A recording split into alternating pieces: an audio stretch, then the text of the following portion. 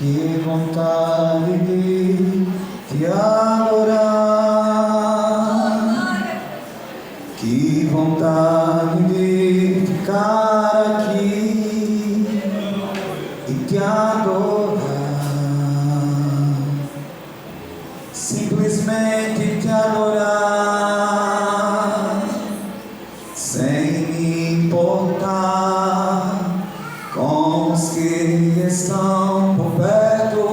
Pode ser assim, ou em um lugar secreto te adorar, simplesmente te adorar, simplesmente te adorar, simplesmente te adorar. Os meus olhos são para te olhar, o meu coração para te amar. Meu maior desejo hoje é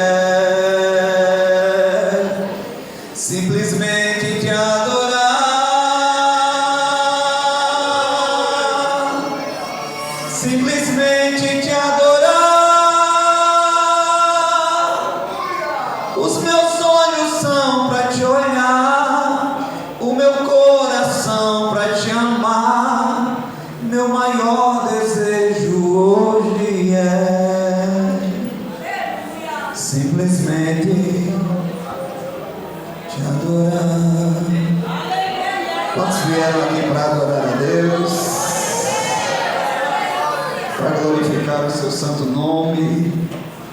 Meus amados irmãos, eu vos saúdo com a paz do Senhor. Estou muito grato a Deus, irmãos, pela oportunidade de estar aqui nessa noite. Quero externar minha gratidão ao pastor Antônio Sérgio, representante do nosso pastor presidente nessa congregação. Que Deus em Cristo continue vos abençoando sua vida, família e ministério. Minha gratidão também ao irmão Teófilo, esse profeta, esse homem que conhece o céu pelo lado de dentro. Deus continue te abençoando, vaso. Meu irmão Joslan também. Deus continue abençoando em nome de Jesus. Abra sua Bíblia comigo. Segundo livro dos Reis. Segundo livro dos Reis, no capítulo de número 4. Segundo livro dos Reis, no capítulo de número 4.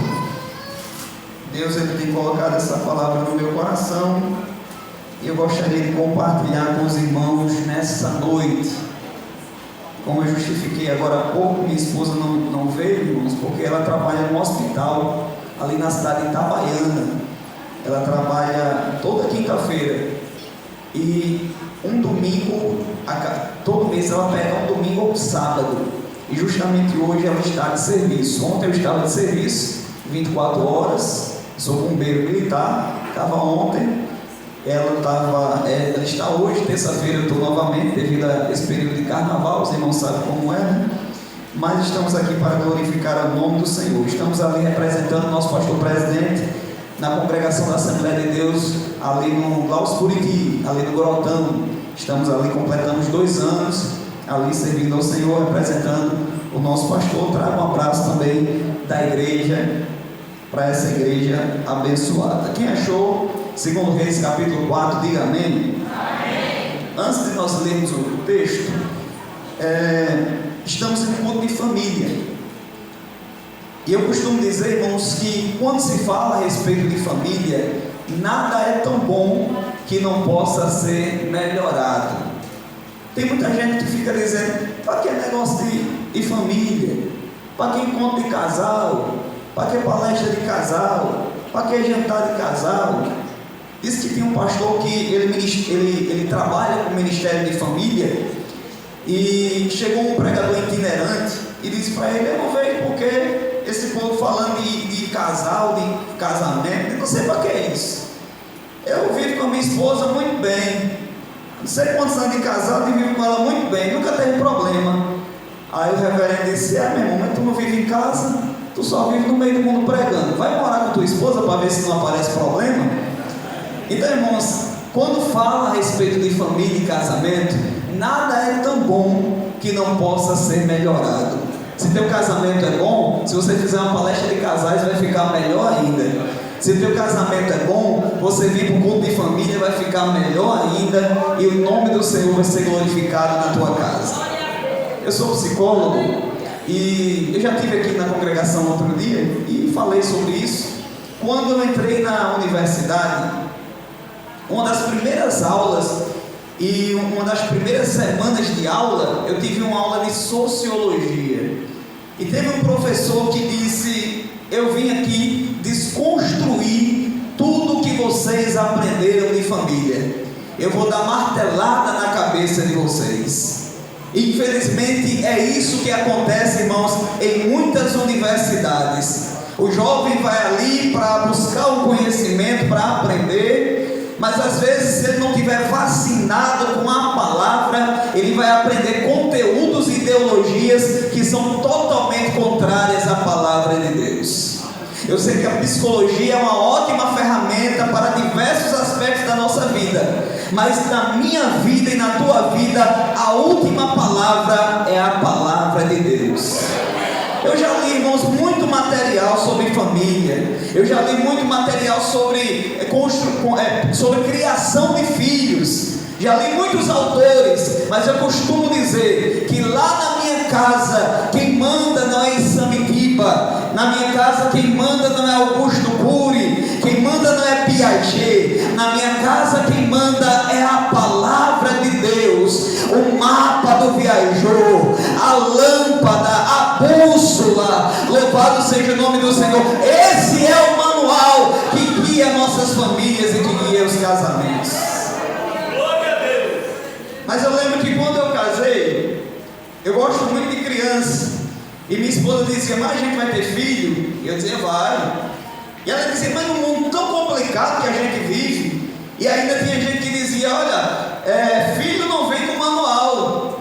E não existe curso para aprender a criar filho. Só que lendo a palavra de Deus, irmãos, eu percebi que filho vem com manual. E o manual é a palavra de Deus. Deus, ele começa a Bíblia e termina a Bíblia falando de casamento. E no meio da Bíblia tem um livro que fala sobre família, que foi lido pelo nosso pastor nessa noite, que é o livro dos Salmos. E perto do livro dos Salmos tem um livro, um manual de paternidade chamado Provérbio. Então, de capa a capa, Deus está falando de família e casamento. Aí eu aprendi que filho tem manual, que é a Bíblia. E eu conheci a Universidade da Família, que tem diversos cursos para a família.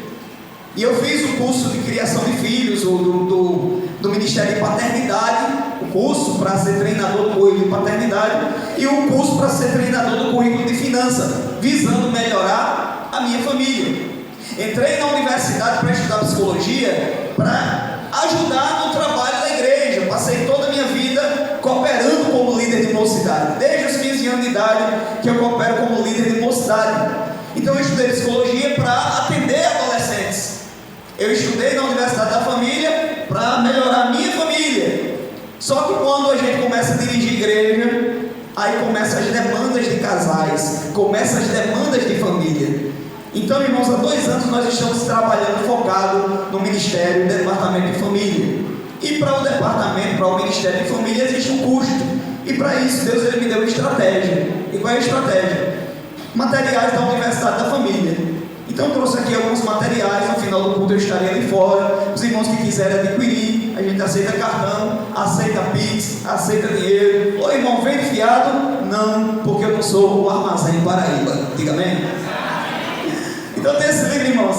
Que tipo de pai é você? Nesse livro eu tirei uma ministração lá na igreja no culto de ensino. Lá nós temos, uma vez por mês, a gente tem um culto de ensino da família. E no domingo, na semana que antecede o culto da família, que é no domingo, nós temos o culto de ensino da família. Então nós ministramos sobre estilos parentais à luz da Bíblia, que fala sobre 12 estilos parentais e como ele interfere na criação dos filhos. Sabe aquele menino ansioso, aquele menino medroso, aquele menino frustrado que não tem resiliência? Às vezes é o estilo de criação que ele está sendo criado. Devocional para jovens solteiros. Aqui tem uma palavra para você que é solteiro, que está aí no Escolhi Esperar. Devocional para solteiro. Tempo de qualidade com a família. A gente sabe, irmãos, que uma das linguagens do amor é o tempo de qualidade. E aqui tem diversas estratégias, diversas atividades para você aproveitar o tempo com a sua família. Como sair das dívidas? A gente aprende que quando as dívidas entram pela porta, o amor sai pela janela. Então tem esse livro aqui, ó, Como Sair das Dívidas. Desenvolvendo a intimidade no casamento. Isso aqui fala sobre romance e intimidade conjugal.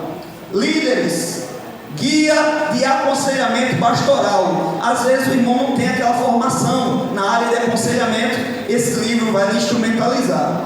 Casamento, contrato, aliança. Conheci um jovem que ele foi casar. Na semana do casamento ele chegou ao pastor e disse: pastor, eu vim aqui para fazer a partilha dos bens.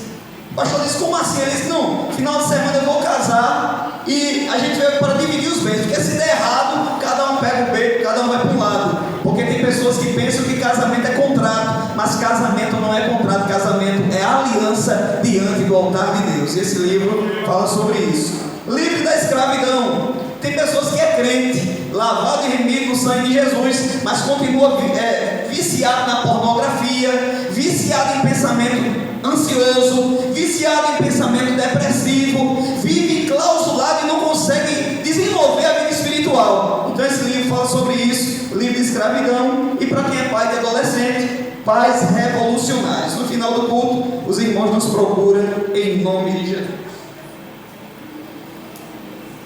Segundo Reis 4, diz assim a palavra de Deus a partir do versículo 1. A mulher de um dos filhos dos profetas clamou a Eliseu: meu marido, teu servo, morreu, e tu sabes que o teu servo temia o Senhor. Agora o seu credor vem levar-me os meus 2 filhos para serem escravos. Respondeu-lhe Eliseu: como poderei ajudar-te?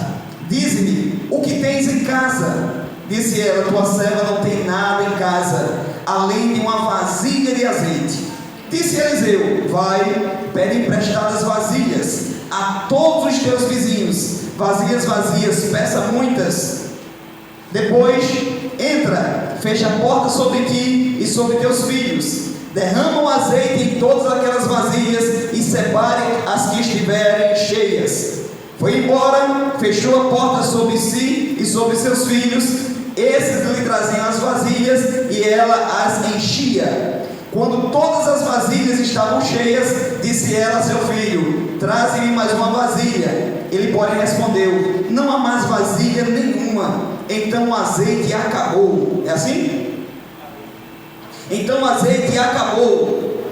Está escrito assim? Então o azeite parou. Foi ela e fez saber ao homem de Deus, e ele disse: vai. Diga: vai. Vende. Diga: vende. E paga.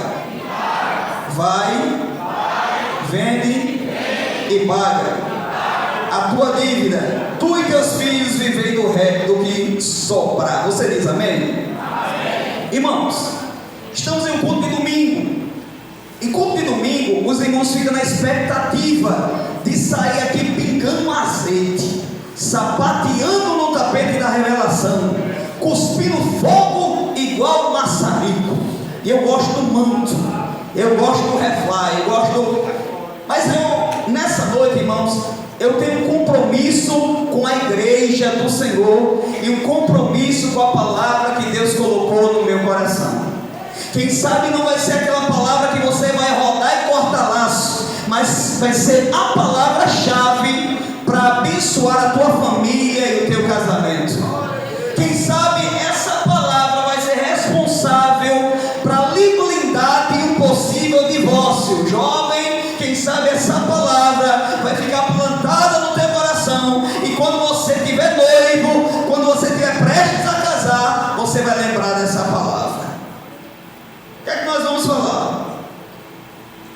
Eu quero perguntar para você nessa noite: você acha, irmãos, que Deus ele está preocupado com a nossa vida financeira? O que é que você acha? Você acha, irmão, que Deus está preocupado com a sua vida financeira?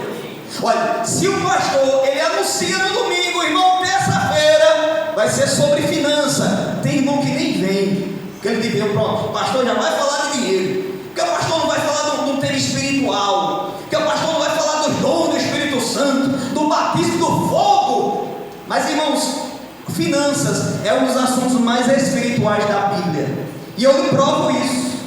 Na Bíblia tem 500 versículos sobre oração, menos de 500 versículos sobre fé, e tem 2.350 versículos sobre dinheiro. Então dinheiro é um assunto espiritual.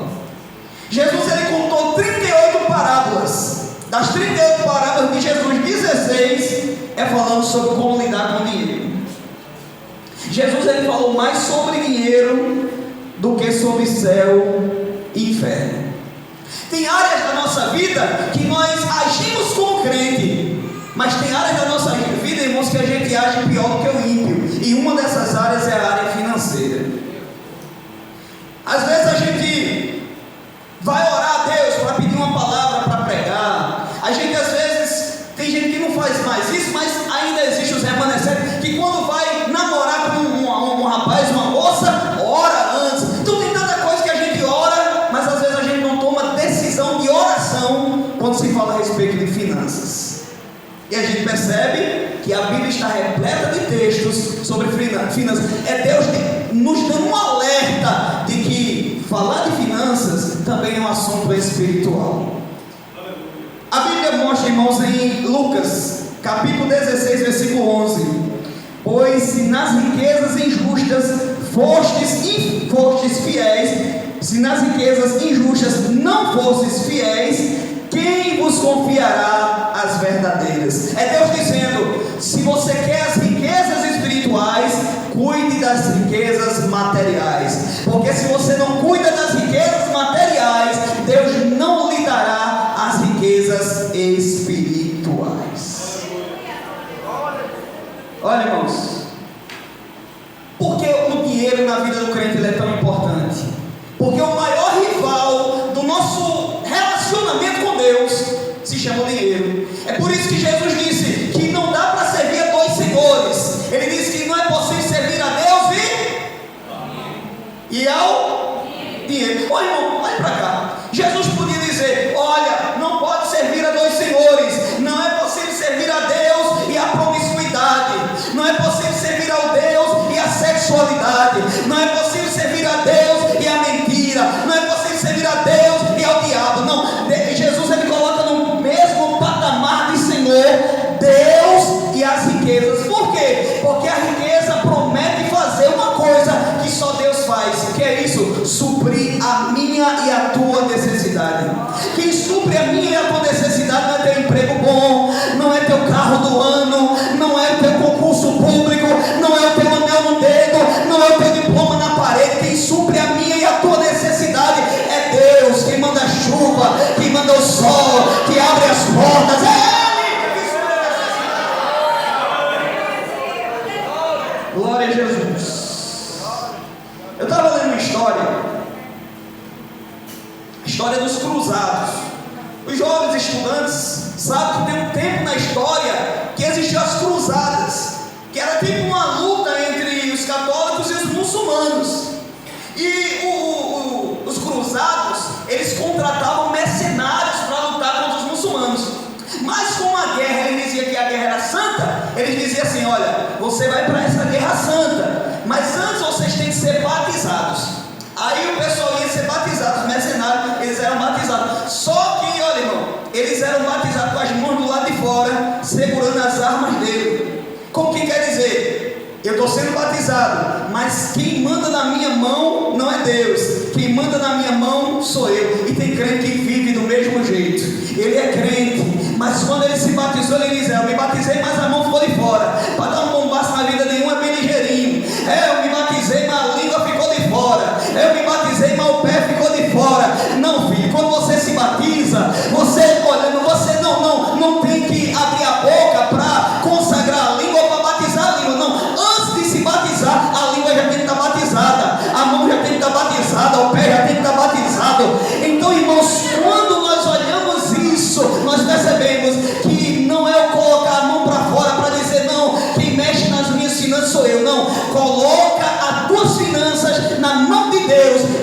ver o que Ele vai fazer na tua vida. Irmãos, 56% dos divórcios são por questões financeiras. 56% dos divórcios são por questões financeiras. Por quê, irmãos? Porque tem gente que gasta dinheiro que não tem para comprar coisa que não precisa, para impressionar pessoas que ele não gosta. Você já viu gente assim? Ele compra coisa que não precisa, com dinheiro que não tem, para impressionar pessoas que ele não gosta. Aí você me pergunta, irmão, como é que pode? Eu sou fiel, eu sou dizimista na casa do Senhor, mas eu estou pendurado nas minhas finanças. Deus, Ele tem uma palavra para o seu coração nessa noite. Olha o que a Bíblia diz no verso de número 1. A mulher dos filhos dos profetas clamou a Eliseu, e ela diz: olha, teu servo morreu, e tu sabes que teu servo temia ao Senhor. Agora o seu credor vem levar os meus 2 filhos para serem escravos. Primeiro, a mulher, ela procurou ajuda, e ela procurou ajuda no lugar certo, no homem de Deus. Porque tem pessoas que estão endividadas, enroladas até o pescoço, mas ela diz: não, eu vou dar um jeito, eu vou dar um jeito, eu vou dar um jeito. Mas essa mulher, ela primeiro, ela procura ajuda.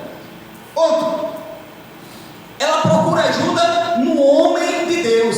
Porque a Bíblia fala que teve um jovem chamado Roboão, que quando assumiu o reino, ele vai se aconselhar. Se aconselha com homens de Deus e se aconselha com jovens. Mas ele seguiu o conselho de quem? Hein, irmão? Você que é leitor de Bíblia, frequentador de escola dominical e culto de doutrina, ele se aconselhou, ele atendeu o conselho de quem? Dos jovens. Em 72 horas ele perdeu todo o patrimônio que o seu pai levou anos para construir. Então você tem que entender e saber de quem é que você escuta conselho. Tem mulher, serva do Senhor, que está com problema no casamento, aí vai se aconselhar com a mulher do trabalho, que já está no 4º casamento, que vive uma vida promíscua, que vive uma vida de balada, que não quer compromisso com Deus, só quer compromisso com a prostituição. Essa pessoa vai ter conselho para lidar, meu irmão? O irmão casado, aí no final de semana, em vez de estar com a família, ele vai estar jogando bola com os boys, com os adolescentes, com os amigos. Aí quando a mulher fala alguma coisa, ele vai falar para os meninos que é solteiro. Aí os caras solteiros dizem: homem, sai desse negócio de casamento, casamento não dá futuro. Mas o conselho de família e casamento está na palavra de Deus. Você tem que procurar o conselho certo, e o conselho certo está na palavra do Senhor. Olha, irmãos, a Bíblia mostra que ela chega para o profeta e diz: olha, ele teme a Deus. Olha para cá, ele temia a Deus, era um homem de Deus, era um servo de Deus, mas morreu e deixou uma dívida. Temia ao Senhor, morreu e deixou uma dívida. E eu deixo uma reflexão para você nessa noite, meu irmão e irmã, principalmente os meus amigos, meus irmãos. Se Jesus lhe levar hoje, como é que fica a sua esposa? Como é que ficam os seus filhos financeiramente? Eu estava ouvindo a ministração de um pastor, e esse pastor disse que a esposa, a família tinha ido para um enterro de um pastor, homem de Deus, e ali na mesa do almoço estavam conversando, e disse: mas fulano, pastor fulano morreu, era um homem de Deus, e ele morreu e deixou a mulher do lado de fora da casa, porque a casa não é dele, a mulher não tem dinheiro para pagar o aluguel, não deixou nenhuma poupança, não deixou. E agora o que é que vai ser da família? Deixou a família endividada e desabrigada. E ele disse que naquela hora as filhas dele disseram: poxa, a gente está na mesma situação. E ali, irmão, foi uma flecha no coração daquele homem de Deus. Porque às vezes é na casa, é na família que a gente escuta verdades que aqui a gente não escuta. Porque aqui você é o irmão fulano, mas em casa você é só o fulano. Aqui você é o irmão José, o pastor José, mas em casa você é só o Zé. E às vezes é em casa que você escuta verdades que você precisa ouvir.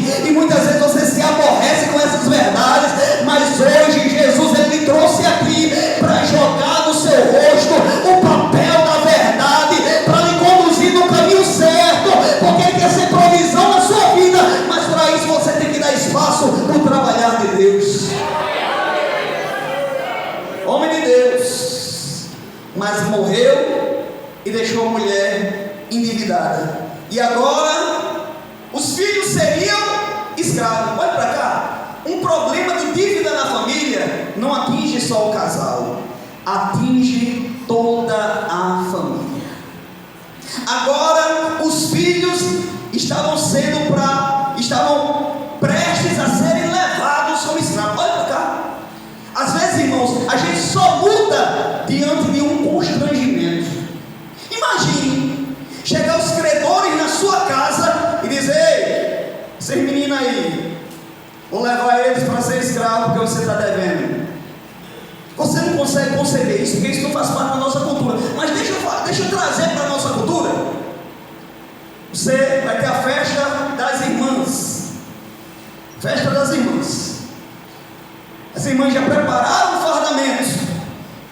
Só que para essa festa, a irmã quer aquela sandália que a irmã viu no shopping Manaíra. A sandália custa R$200.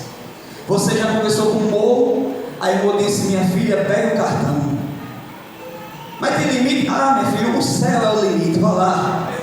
Aí a irmã entra na fila e Monteiro para pagar lá a percata, a sandália. Quando ela entra na fila para pagar, um monte de gente atrás dela. Aí a vendedora olha e diz: cartão recusado.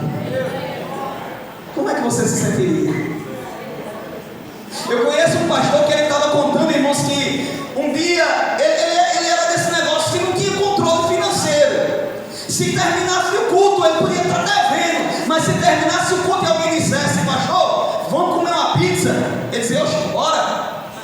E a mulher era mais controlada. A mulher dizia: meu filho, a gente não pode gastar. E ela dizia: amanhã Deus proverá. E ele dizia: amanhã Deus proverá. E a irmã se virava, fazia artesanato, fazia festa, não sei o que, para levantar dinheiro, para cobrir a responsabilidade do vaso. Até que teve um dia, irmão, que a mulher botou o pé no bucho. E ela disse: não vou fazer isso mais não. Ele que se vire agora. Aí disse que recebeu uma visita de uns amigos pastores em casa. Quando os amigos pastores chegaram, a casa toda escura. O pessoal tinha vindo cortar a energia do reverendo. Quando o pastor chega, está aquele monte de pastor, a irmã e todo mundo lá com as velas ligadas. O pastor disse: o que está acontecendo aqui? A mulher disse: você não pagou a conta de luz. A concessionária veio e cortou. Tem um pastor para aliviar a tensão que estava o clima. Disse: não, pastor, se preocupe não. Pelo menos a gente faz um jantar à luz de velas.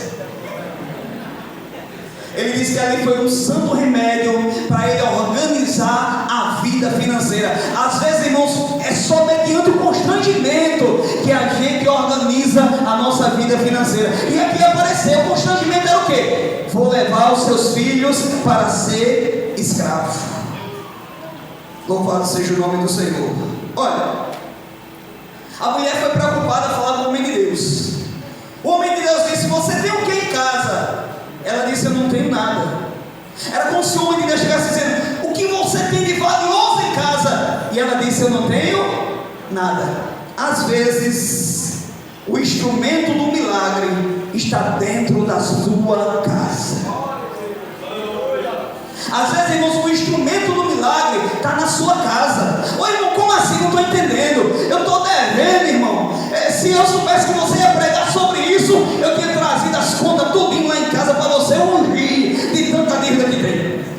Ô irmão, eu não estou entendendo. Às vezes, irmão, você sabe fazer bolo de pote, você sabe fazer trufa, às vezes você sabe dar aula de reforço, você tem didática, às vezes você é um bom eletricista, às vezes você sabe cortar cabelo, às vezes o instrumento do milagre está dentro da sua casa e Deus vai usar isso para pagar as suas dívidas. Tem gente que ele não reboca a parede de casa, mas ele tem um iPhone 12.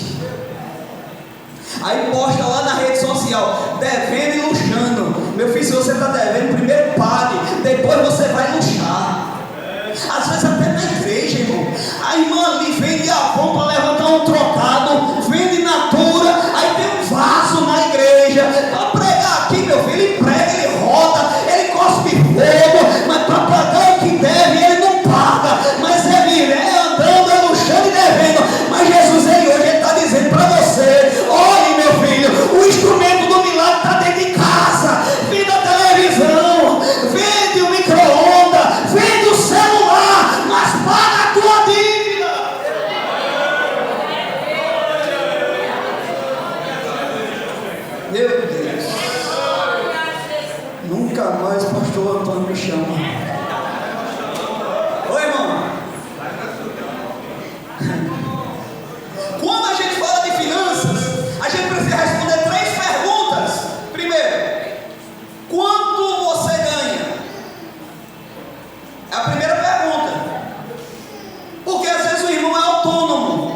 o irmão é mecânico, o irmão é eletricista, o irmão trabalha.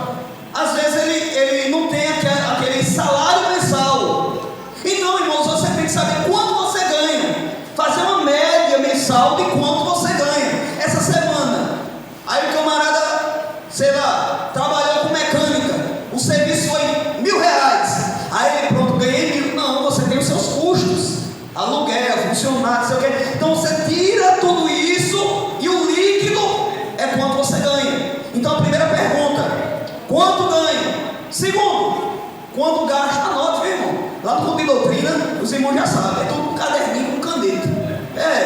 Anote. Então depois assista a gravação aí na live.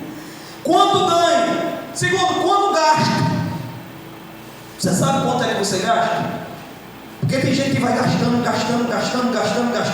Aí depois, irmão, ele chega e diz: meu Deus, eu acho que um bandido roubou o meu cartão. Não pode uma fatura desse tamanho, foi um bandido. Aí quando ele vai ver, o bandido é ele.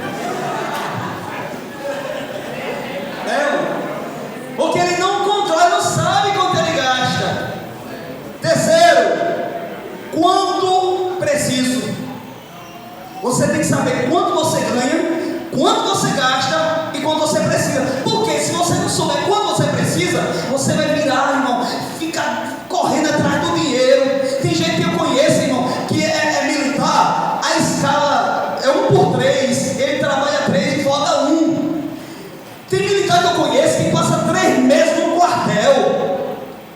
Aí uma vez eu cheguei para ele, meu chefe, tô indo para casa. Ele disse: meu irmão, agora tu vai passar um mês em casa, né? Ele disse: nada, meu chefe, vou passar uma semana, daqui a pouco eu volto de novo para passar mais 3 meses. Aí eu pergunto: quem é que está criando o filho dele? Aí eu pergunto: quem é que está cuidando da esposa dele? Porque, filho, tem coisa que o dinheiro não vale. Não vale você ganhar dinheiro, preparar patrimônio e não preparar os herdeiros que vão cuidar desse patrimônio. Não vale a pena você dar para o seu filho um PlayStation 5, mas não está presente na criação e no discipulado dele. Não vale a pena. Glória. Ô irmão, eu sei quanto eu ganho, eu sei quanto eu gasto, eu sei quanto preciso. Eu estou precisando ganhar mais. O que é que eu faço? 2 coisas. Primeiro, gasta menos. Irmão, isso aí é óbvio. Mas tem gente que não faz o óbvio. Gasta menos. Corta Netflix, meu irmão. Corta Netflix. Vai comprar Danone, em vez de comprar Nestlé, compra Batigute, né? Vai comprar leite. Não tem dinheiro para comprar camponesa, compra leite da vaca, não é? Vale Dourado, Piracanjuba. Meu irmão, diminui teu patrão. Porque às vezes o camarada está devendo, mas toda festa, ele não, só vou para a festa se tiver roupa nova. Meu filho, nunca você vai sair das dívidas. Corta os gastos. Camarada, um dia tinha uma irmã dizendo que estava passando necessidade. Não, estou passando necessidade, não sei o que, me ajude e tal, não sei o que. Quando vê, o filho da vaza estuda em escola particular. A irmã está devendo até a alma e o filho estudando em escola particular. Meu irmão, eu passei minha vida toda em escola pública, passei em Universidade Federal e passei em 2 concursos. Porque o que faz a diferença não é a escola, é o aluno. Se o aluno é bom, meu filho, ele pode estar dentro da favela, mas ele vai passar, porque Deus honra a perseverança e o compromisso. Às vezes o cara estuda lá na praia, mas é um gazeador de aula. É claro que aqui não tem, os jovens que tem aqui são compromissados, mas por aí tem. É gazeador de aula, o pai está pagando colégio caro, ele não valoriza. Mas se você tem compromisso com Deus, Deus ele vai ter compromisso com você também.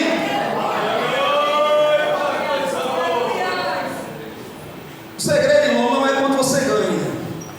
O segredo é quanto você gasta. Olha, existem 5 erros financeiros que podem acabar o casamento. Primeiro, ignorar hábitos conflitantes. O que é isso? O camarada ele é conservador, ele é investidor, ele é poupador e ele casa com uma mulher que gosta de gastar. A mulher vê o dinheiro chegando em casa. brilha, irmão. Mulher, quando vê dinheiro em promoção, os olhos chegam a brilhar. Né, irmão? Eita, meu Jesus, casei com um homem rico. É um Salomão esse homem que eu casei. Pensa no homem rico. Mas não sabe que ali o dinheiro é dos outros, irmão. É das dívidas para pagar. Aí gera conflito. Segundo, não conversar sobre finanças. Para a gente saber o objetivo comum, a gente tem que conversar sobre finanças. Terceiro, excesso de dívidas. Aí aparece a síndrome de Adão. É aquela que procura quem é o culpado. Não, a gente está devendo. É esse menino que fica com o chuveiro ligado. Não está devendo por conta de. É cada um que arruma um culpado. Síndrome de Adão. Quarto, esconder compras ou dívidas. Porque o camarada, ele casou, ele sabe que agora é uma só carne, mas ele pega o celular, coloca uma senha que nem a NASA descobre. Ah, meu filho, é uma só carne, não tem segredo. Ô irmão, é para a minha privacidade. Ah, filho, tu conversa com essa mulher sentada no bojo, no banheiro, e tu vem falar comigo de privacidade, meu irmão. Pelo amor de Deus. É isso. É uma só carne, não tem senha, não tem segredo, não tem meu dinheiro, teu dinheiro, o dinheiro é dos dois, o dinheiro é da família, o dinheiro é da casa. Para você viver milagre da parte de Deus, tem que viver princípio da palavra de Deus.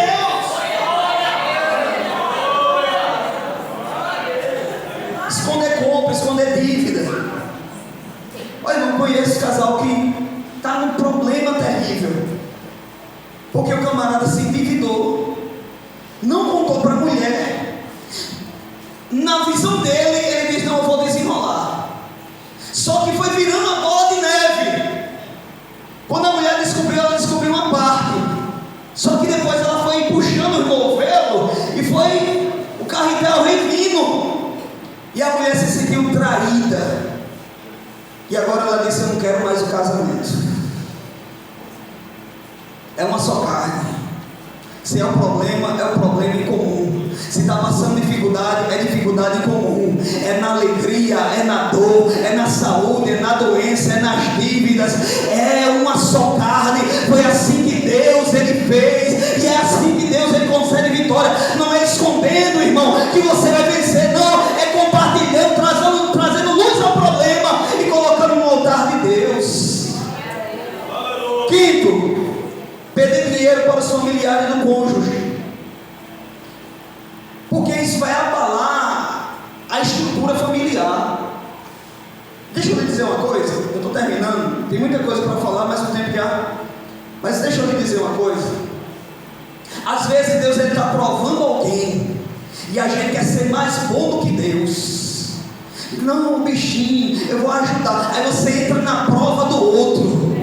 Não, irmão, às vezes é o tratamento de Deus com ele. Deixa Deus tratar com a terra. Se você puder ajudar, ajude, mas não vá comprometer a sua finança e a sua família para entrar na dívida de outro. Vamos lá, para a gente seguir. O que é que você tem em casa? Ei, entregue os seus recursos na mão de Deus. É pouco, mas Deus ele vai operar um milagre. Tem pessoas que eu conheço que ganham um salário mínimo, mas vivem melhor do que muita gente que ganha muito dinheiro, porque não ostenta um padrão de riqueza que ele não tem. Entregue os seus recursos na mão de Deus. Aí, o que é que o profeta diz? Você tem um vaso com azeite? Faça o seguinte: vá lá no armazém, faça um empréstimo e compre um monte de vazia. É assim que a Bíblia diz?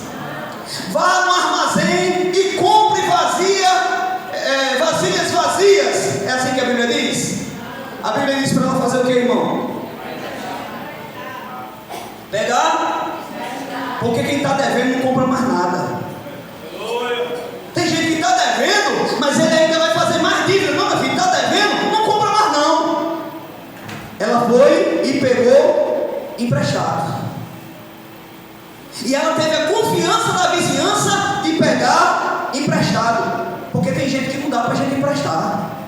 Porque a gente já sabe que ele já está devendo a um monte de gente. Se você emprestar, meu irmão. Mas ela teve confiança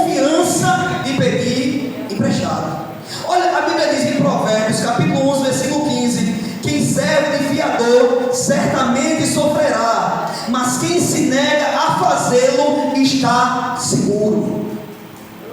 Uma vez chegaram para uma irmã, uma tia, chegou para a sobrinha e disse: minha filha, fiquei sabendo que você passou no concurso. Ô minha filha, eu queria que você fizesse uma coisa por mim. Eu disse: diga, titia. Senão eu queria que você tirasse um apartamento com seu nome para mim. Eu não posso tirar, mas eu posso pagar. Você tira?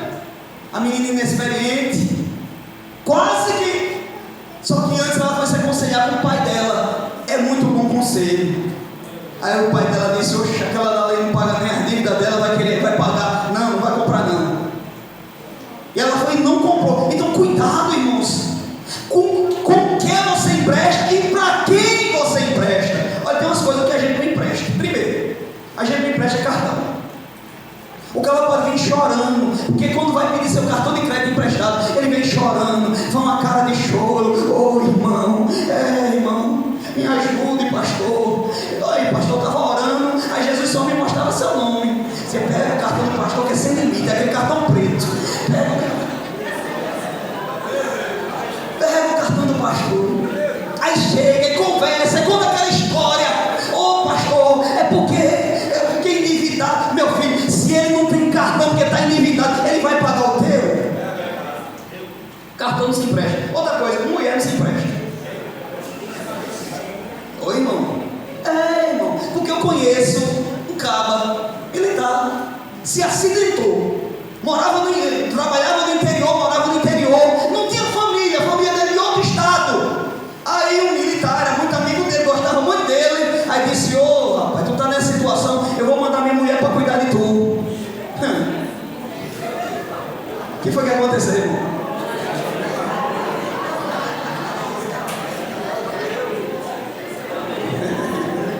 Você ri, mas é verdade.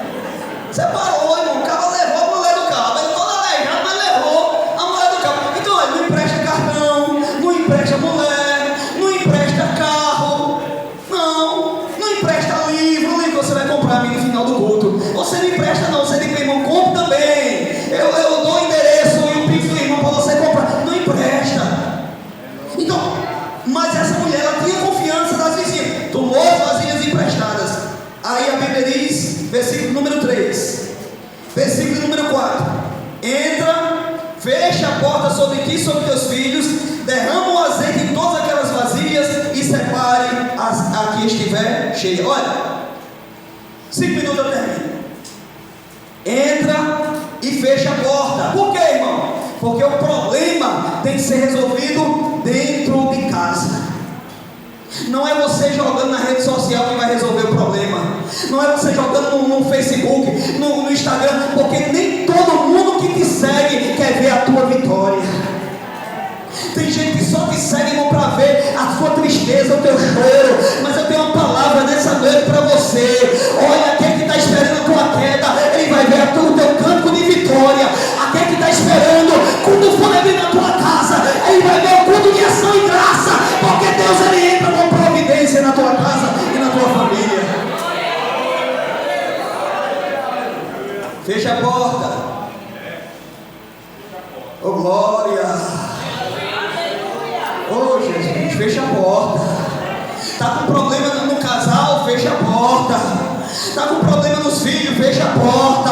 Dobra o teu joelho. No máximo compartilha com um homem de Deus, uma mulher de Deus de oração, que vai te ajudar e não vai vender tua história na vizinhança. Mas fecha a porta.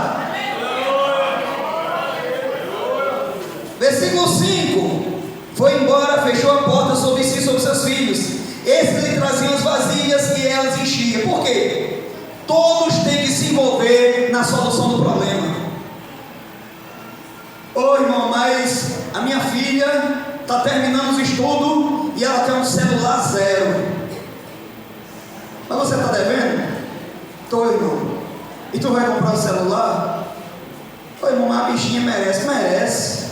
Mas você tem que envolver ela no milagre, na solução do problema. É dizer: minha filha, agora não dá, mas quando der, eu vou comprar um iPhone 25 para você, eu compro, mas agora não dá. Minha filha, a gente tem que poupar água, a gente tem que passar menos tempo com o chuveiro ligado, a gente tem que lembrar de apagar as luzes. Envolve teu filho na solução do problema. envolver os filhos na solução do problema. E é bom, irmãos, que o filho presencie o milagre, porque eu imagino, olha para cá, eu imagino depois aquele menino contando testemunho na escola. Só olha, o credor estava na porta da minha casa, eu já ia ser levado, mas a minha mãe foi falar com o profeta disse: olha, entra, derrama o azeite, e a gente ia só um pouquinho, mas o Deus do céu, Ele multiplicou o azeite. O Deus do céu, você vai contar a história de milagre, você vai contar a história de milagre. Eu vou repetir até você glorificar, você vai contar história de milagre.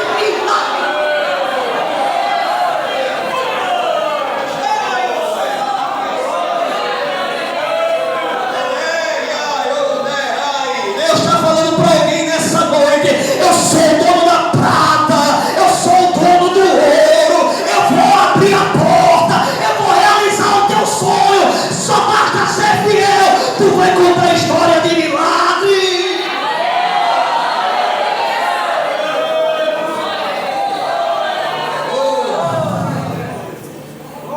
A Bíblia diz, irmãos, que o azeite começa a descer. Enquanto tinha vaso, tinha azeite. Porque não tem crise de azeite, tem crise de vaso. Mas se tiver vaso para ser cheio, Deus, Ele está aqui para encher. Deus, Ele está aqui para encher. Oh glória, enquanto tiver vaso querendo ser cheio, Deus, Ele está aqui para encher.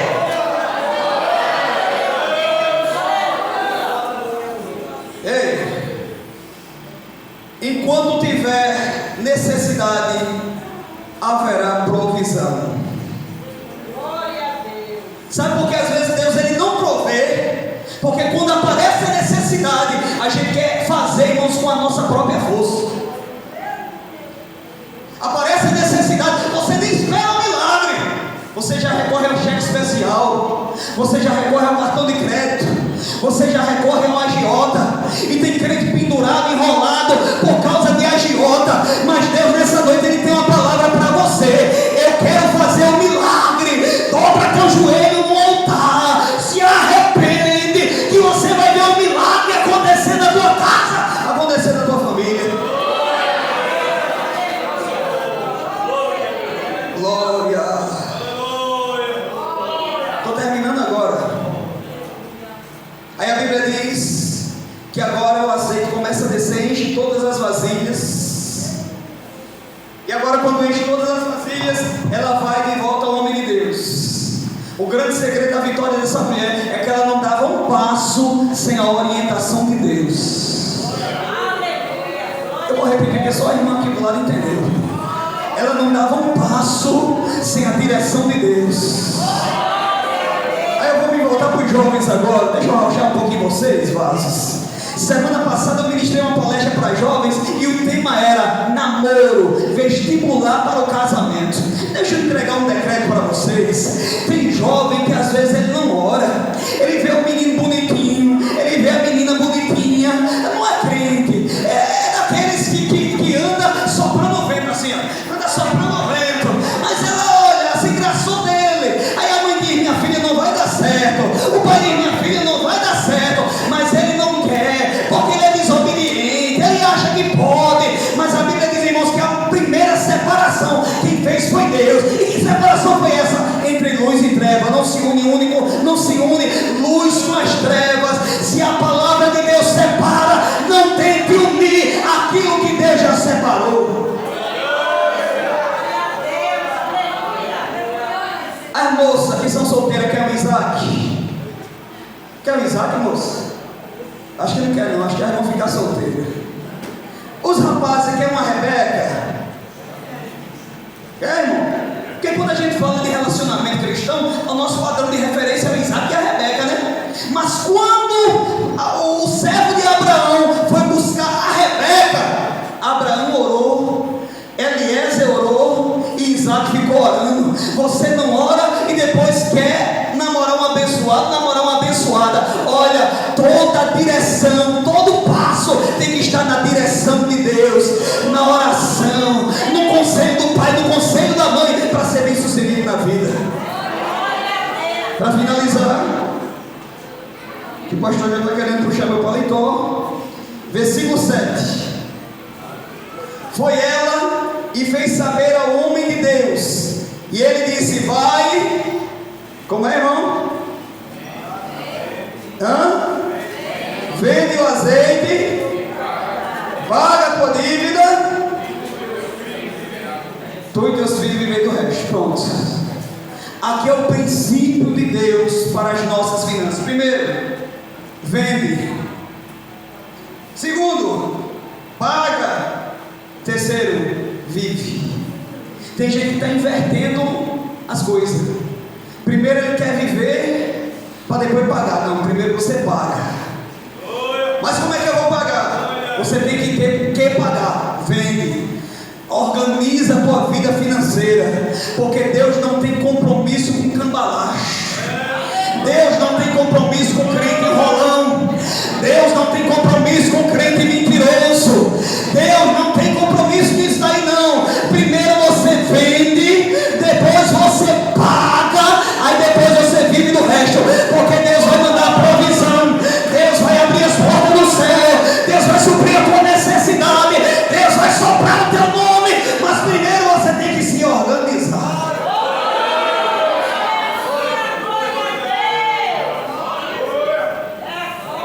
Que Deus ele continue te abençoando.